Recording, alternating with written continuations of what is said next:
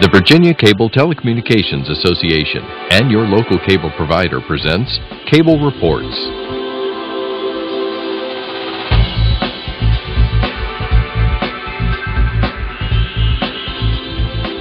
Join us now as Cable Reports brings you up to date on current issues facing the Commonwealth through discussions with your local legislators and other policymakers from across Virginia. Welcome from the General Assembly and the City of Richmond. I'm Woody Evans for Cable Reports and Cox Communications. And a very warm welcome to three special guests this morning. Delegate Barry Knight, good to see you, sir. Glad to be here, Woody. Delegate John Cosgrove, good to see you again. Thanks, Woody. And Delegate Chris Jones, how are you, sir? Good morning. Doing well, thank you. Lots of things going on. I think it was a week ago today, the 45-day short session of the 2013 General Assembly began. Yep. Got a lot going on, and I think the short sessions are sometimes more challenging than the long sessions. And I know there's a lot going on with reference to your district, especially questions relating to the Port Authority. Yes, there are a lot of port-related bills that have been introduced. I had a press conference yesterday where Senator Wagner and myself are sponsoring bills in the Senate and the House dealing with reform of the port and some of the necessary things that are needed to make it more competitive worldwide. And Delegates Knight and Cosgrove were there yesterday, and Hampton Roads community, I think, is pretty well unified in the fact that we need to reform the port. We don't need to privatize it at this time, and we need to make sure that they have the best opportunity to be competitive going into the future as we look at the Panama Canal opening up in a couple of years. Delegate Cosgrove, how did this issue get started? The whole port issue? Yes. Woody? Well, Woody, there was an unsolicited proposal by APM, Maersk, to actually take over operations of the entire port, as well as deeding over an actual landing site that they have in Portsmouth, and deeding that to the Commonwealth as part of the deal. It's like a 50-year agreement with upfront cash, etc. But we have to look extremely carefully at that long of a commitment, especially since we just did one with the Midtown Downtown Tunnel, right. That was not very well received in a lot of ways. We need to be very careful how we approach that port deal. The port is vital to the economy of the Commonwealth. It's responsible for 1 out of every 8 jobs in the Commonwealth. That many? That many. So we've got to take an extraordinarily close look at all of these proposals. And Delegate Knight, a huge economic driver, obviously, the whole port question. It is, and I'm very pleased that we actually had a reevaluation report, because all of us businessmen, sometimes we tend to get complacent after, say, 30 years or so, and we've had a reevaluation of the ports. We've had a JLARC study come in, and the JLARC study said that basically things maybe are doing a little better than we expected now, with maybe an uptick in the economy, but we found some things maybe weren't being done right, and we know how to fix those. So I'm actually glad we got an unsolicited proposal, and with getting it, I think now that I'm probably going to want to keep the port where it is. It's a tremendous economic engine generator for us, you know, but I think that, I think we've got a better port because of this deal that came down. So that unsolicited proposal resulted in other bids then? It did. We had a couple more bids that came in. A couple fell out, and a couple more came back in, but it's such a, we're talking billions of dollars over 35 or 40 years, and it takes some investment banks and some large conglomerates to put a bid in, and bids like this, you don't jump into it blindly. It takes a little while, so, you don't need such a short time frame, which is what my colleagues here have really been trying to stress, is we need to give this more time. And Delegate Cosgrove, you mentioned the controversy around the other public-private partnerships. I know there were complaints from citizens that they had little, if any, say. Will this process afford people in your district, for example, to comment on these proposals, or how will that work? I think the dialogue is going on now. There have been public meetings, etc., on the privatization of the port. To be honest with you, Woody, I really haven't heard much of anybody that's actually in support of privatizing our port. And that includes shipping lines, trucking lines, anybody that really does business with the port maybe with the exception of APM. And if I could follow up on that, the bill itself will do exactly what Barry was saying. It's actually going to direct them in the second enactment clause to go in, they being VPA, the Virginia Port Authority, to go in and address the concerns that were raised in the JLARC study about duplicative salaries, services, to further streamline that whole process, because Virginia International Terminals operates the port for VPA. That was established in, 1981, I believe. And so with Joe Dordos announcing yesterday he's stepping down, making the official announcement today, that gives the authority an opportunity to really go in and reorganize the top-level executive salaries that are being, money's being spent on that now. And so we think it's the time to do this. And what the bill would actually do is say that you could not receive an unsolicited proposal to privatize the port. What should occur in the natural course of business is the board of directors, the VPA, saying, okay, we have cut our costs, we've gotten to the, where we think we're running as efficiently as we can. What is our vision for the Port of Virginia? Then they could go out and then solicit what they would like to have happen to the port itself. And that's the way it should work, not the tail wagging the dog, but them, prospectively saying, after doing a lot of soul searching as to where they can integrate and get more of a vertical integration of their services, to say this is what we need to do for Virginia to increase volume and to increase profitability and really to be that driver of our economy. What's the status of the Midtown Downtown Tunnel public-private partnership? Because I know there was quite a controversy. You were intimately involved in that. Quite a controversy with that, I would agree. It's proceeding. The contracts have been signed. I've got a couple of bills that deal with the Private-Public Partnership Act, PPTA, that would lengthen the time frames of when a bid is received, and then you announce it, when the key business terms would be announced, so other interested parties could actually participate and be able to give us some more feedback. And the issue I think we had was the fact that while they said that $1.50 was the target, no one ever had any idea that they would levy the toll 4 years in advance to get the $1.50, then have a 3.5% floor escalator each and every year after the 5th year for, how many years, 47, 48 years? And that's the issue. And what we felt, and I'm not speaking for the gentleman because they can certainly do that for themselves, we felt there should have been a higher public investment to bring the toll down to a reasonable rate so it wouldn't be punitive to the citizens of Portsmouth and Norfolk to go back and forth each and every day to work. And the students at Old Dominion, for example. Yeah. There's another crisis brewing that's going to affect military bases around the state, Hampton Roads, federal employees. It's unfortunately something you don't have much control over, Delegate Cosgrove, and that's the potential for sequestration. What impact would that have? Well, it would be devastating to our economy in Hampton Roads. We have such a large military presence of all of the services. We're mostly thought of as a Navy town, but of course we have a Marine Corps, the Air Force at Fort Langley. We have a Coast Guard station. It would be crushing to our economy if total sequestration were to take effect. Now, we are very lucky that we have 3 of our congressional delegation serving on the Armed Forces Committee. And actually, that's, I think, critical. They will always keep a very close eye on all of that. Do I really think sequestration is going to happen? I just hope and pray not. There's going to have to be some cutbacks. But where they will be and what that will do to our area is unknown. We already lost the Joint Forces Command, last year. And that displaced a lot of people. So we'll have to see what Congress comes up with, whether it's continuing resolutions. Luckily, we can't do business that way here. But I think it would be devastating to our economy. Right. And Delegate Knight, are you hearing from people about that issue?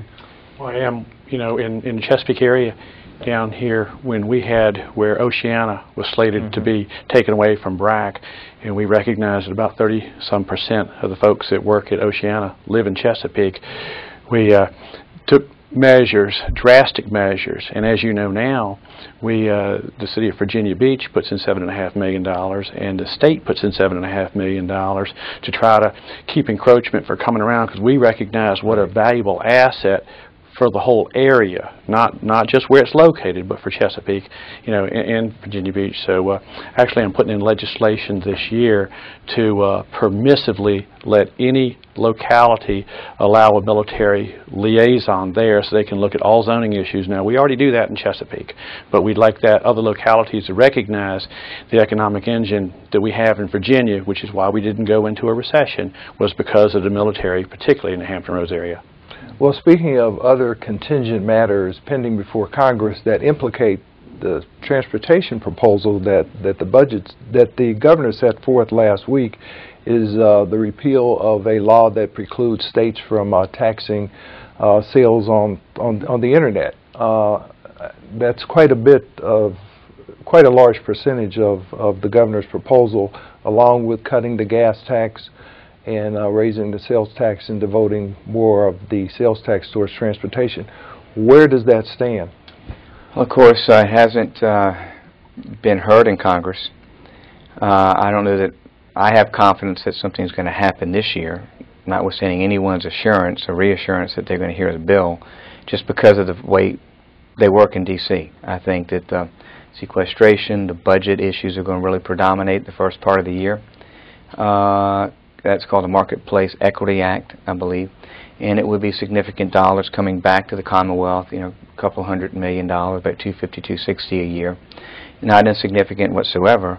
I had something last year with the Amazon bill that Senator Wagner carried, I believe, and so that is a part of the governor's package, along with some general fund money, along with an increase in registration to $15, and keeping the fuels tax on diesel.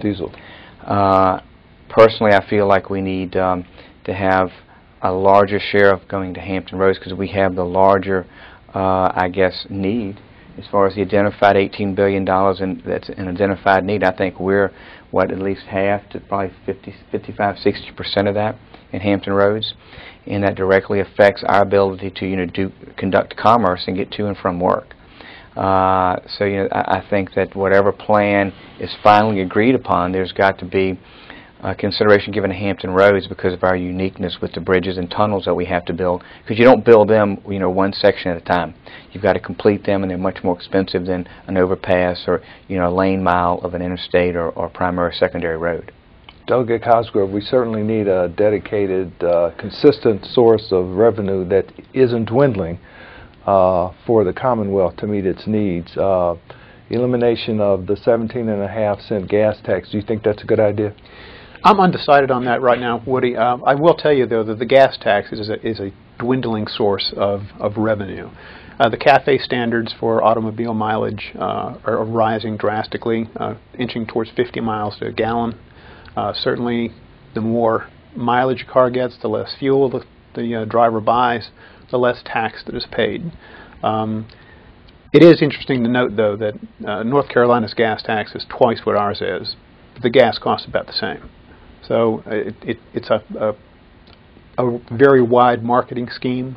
Okay, so assuming the governor got his way, my per gallon cost for gas would not go down. I can't tell you if it would or if it wouldn't. I don't know. I'm not in the oil business. But I think the governor's package has some very interesting ideas, and certainly a new way of looking at transportation. And I'm sure it'll get a healthy debate in this session. Delegate Knight, what are you hearing, and what are your thoughts on the governor's proposal? Well, my district stretches along from the Atlantic Ocean all the way to the Dismal Swamp along Virginia Beach, North Carolina line. And I go over there and eat lunch a lot. And it is a 20% differential between Virginia's tax, North Carolina's tax. And the differential in price is about 3 pennies over there. And we would be the first state in the nation that I'm aware of to do away with the gas tax. And if we do, I think we have two options. I think the gas price is going to stay the same, and we're going to put the money into the oil companies. I would rather, for the citizens of Virginia, if we're going to pay the same price, for it to go to roads, because I think the oil companies are going to pocket the money. And of course, transportation is critical to our economy. It's the way we keep businesses, attract new ones. It's the way that small businesses thrive. So something has to be done. It does have to be done, and if the General Assembly, I guess, we probably weren't here when it happened, but if we'd indexed the gas tax, we wouldn't have this problem now, because the sales tax is indexed because it's a percentage. Right. So what we're doing is we're basically starting out neutral now, and in a few years, by indexing, which the sales tax does, is that's where it's going to get the revenue. So if we'd indexed the gas tax, you know, but Delegate Cosgrove is right. It is a regressive tax, the gas tax now, because we're getting better cafe standards, we have electric cars, and the governor's package has some good components in it about the titling in there, and then taxing some of these cars that don't pay the gas tax, these electric vehicles. And there's some concern that we will no longer be taxing non-residents of the state, thereby losing about, what, 20 to 30% of the revenue that comes in. I suppose the hope is that these people will stop, shop at our retail facilities and make up the difference. I would assume that's the case. I've certainly heard that from those I've seen in the store and those who have shared their concerns with me. I'm not sure getting rid of the gas tax makes sense because there's a nexus of a user fee there. I think indexing does make sense. I think you've got to have enough money going in to fix the crossover from construction to maintenance, which is between $350 and $500 million a year, and then have a robust enough capital program, i.e. dollars, to be able to build the roads that are necessary. And that's where I think it's very problematic for us, potentially in Hampton Roads, because let's say if we did $1 billion, we would only get about $230 million given the formula. And if you look at the third crossing, 64 on the peninsula, the high-rise bridge, which Delegate Cosgrove has a budget amendment on that, I believe $5 million we've all signed on to. I mean, you're in probably what we're at $8, $10, $12 billion right there with the B.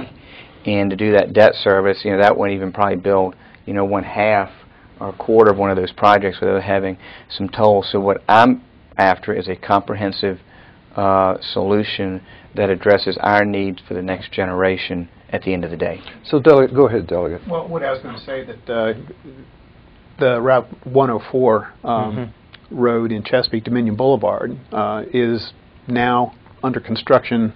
It's going to be a toll facility, replacing the steel bridge with a 95-foot bridge, and Delegate Knight really had a lot to do with getting everybody to the table and finally coming to some closure on that. But Chesapeake already has 3 toll facilities, 2 that are actually owned by the city of Chesapeake and another private facility, the Jordan Bridge. So we're already paying some tolls in Chesapeake in order to get our roads done. We've had to do that using city money and bonded money. And the state actually did kick in out of the infrastructure bank $150 million to help Chesapeake build that second toll road. Okay, but we just can't toll every road in Hampton Roads. Right, right. And to some extent, this becomes a public safety issue because those tunnels, from time to time, if there's heavy rain, tend to flood. Well, that's true, and that's one reason that Delegate Cosgrove put in the budget amendment for the high-rise bridge, and Delegate Jones and myself put it in because we know when we're trying to get out of town, 64 is going to be a log jam. But we also understand hurricanes are going to happen in the summertime, and we have to evacuate the Outer Banks. And if we get this new 460 route in there, we have to get the people to the 460. And this is where our bottleneck's going to be. And this bridge will be, believe it or not, cheaper to build than a tunnel. It's going to be very expensive. But if we can get this $5 million budget amendment through there to get this economic impact study or survey in, then the ball tends to get rolling because we never saw it coming where the federal administration said we'll fund some shovel-ready projects, but we need to get some projects shovel-ready in case, you know, we do find some money to go. And speaking of other issues that will have huge economic consequences to the state is the issue of the potential for lifting the moratorium on uranium mining. To what extent does that affect the districts that you represent? I'll start with you. Well, I mean, we're certainly, you know, we're downstream, and I think there's certainly a concern with Lake Gaston and the tributaries that dump into and those reservoirs in the city of Suffolk. And there's, you know, some concern there. If any contamination were to occur, what would that do to the quote-unquote, you know, ability to deliver, you know, water to the greater Hampton Roads area? So I think there's certainly a real issue there. What I'd like to talk about when we get done with this is maybe the Medicaid expansion. Because I think that's a big issue that we've got to deal with as well. But John's been very much, I think, involved with some of that having traveled and looked at the science and technology more than I have. Talk to us a little bit about that, John. I went over to France and looked at a reclaimed uranium mine, and then also looked at a reclamation facility that actually reuses existing rods.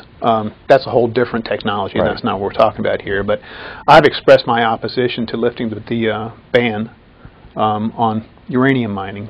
Just if there is any chance at all that it can contaminate Chesapeake, Virginia Beach water supply, which comes from Lake Gaston, which is shortly downstream from where this mine would happen. There's just no way that I can support taking that type of chance with something we have to live. Sure, sure. Delegate Knight, what are you hearing?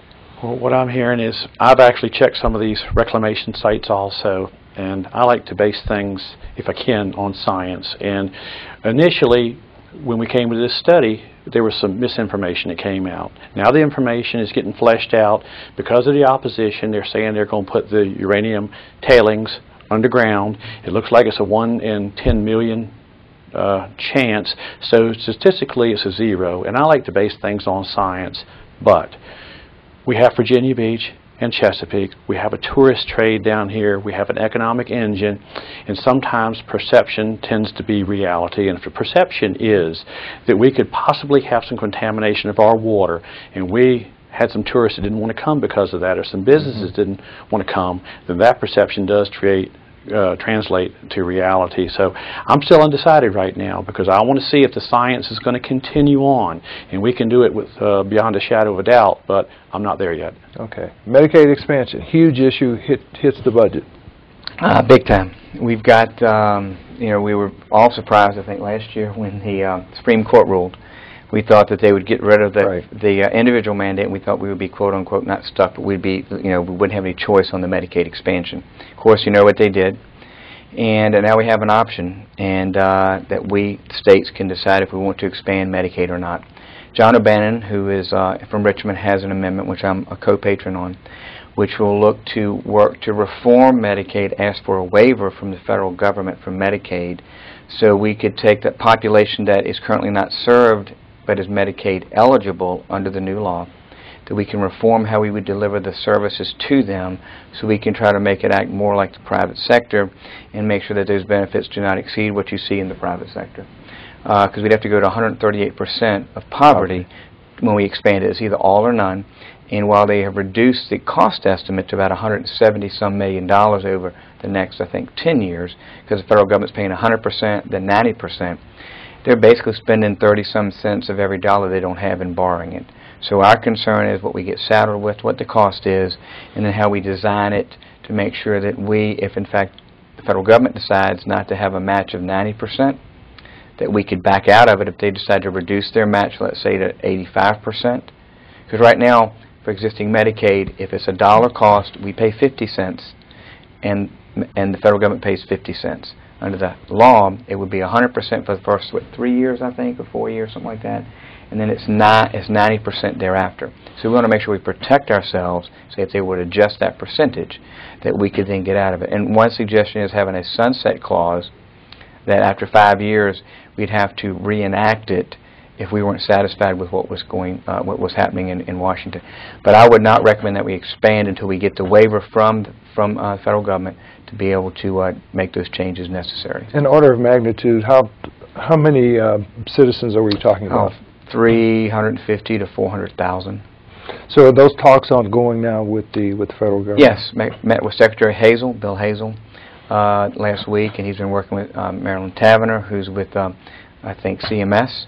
She used to be our Secretary of Health and Human Resources here in Virginia.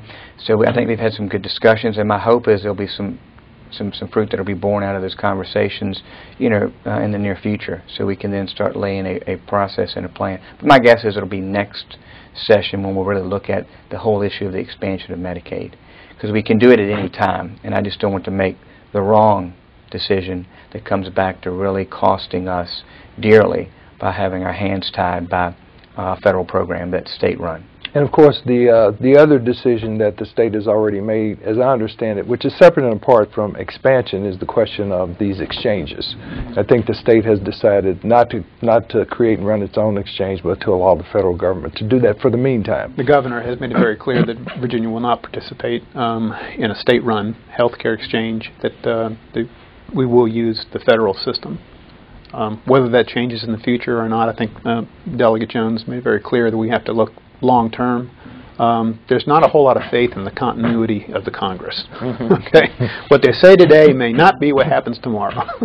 So, and as huge of a piece of the financial pie that Medicaid is in Virginia, we can't take any chances.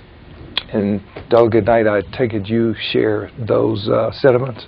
I do. I'm a businessman, and I've got employees, and we've had to pay our own health insurance to be a sole proprietor of myself, and I know what health costs do, but that's the great thing about Virginia is we're citizen legislators, and what I do is I'll rely on the medical professionals like Chris Stolley and John O'Bannon and Chris Jones, and that's their realm of expertise, and I trust them and I rely on their expertise. I know what it costs me in my business, but they're more able to get down in the weeds on this than I am. Excuse me, a couple of surprises. One that related to the State of the Commonwealth address and the governor's recommendation that restoration of rights become automatic under the state constitution. I don't think it was any surprise to you gentlemen that it came to an early demise in a House subcommittee earlier this week. It may be revived in the Senate, but do you think it's going to go anywhere? I'll be surprised. That was one of the first bills that I dealt with when I got here in 1998. I think that the governor's done an outstanding job restoring the rights of those that gave them up when they committed the crime that they did or were charged for the offense and convicted. I think that he has, while well intended, they will acknowledge that they have denied about 10%. I think of those applications that have come before them. And I think that he has streamlined the process to where it's fair and equitable, and I don't know that it needs to be changed. I didn't get a vote on that because it's not in our subcommittee, but I would have voted no had I had the opportunity. And right now, the process allows the governor on a case-by-case basis to make those determinations. That's correct. And this governor, as the delegate mentioned, has granted more rights back to people than any other governor in the history of the Commonwealth of Virginia. That being said, I think we were all just kind of surprised by the State of the Commonwealth when he came out with that. And we went, what? Yeah, at least I hadn't heard anything about it. So I think there was a little knee-jerk reaction on a lot of our parts, just kind of like, hey, that's news to us. Right, so, right. Yeah, it got quite a bit of applause. So, but looks like I'm going to have to wrap it up. I appreciate you gentlemen being here, Delegate Barry Knight, Delegate John Cosgrove, and Delegate Chris Jones. Thank you for being here. Thanks, thank you for watching Cable Reports, brought to you by the Virginia Cable Telecommunications Association and Cox Communications. Until next time, I'm Woody Evans.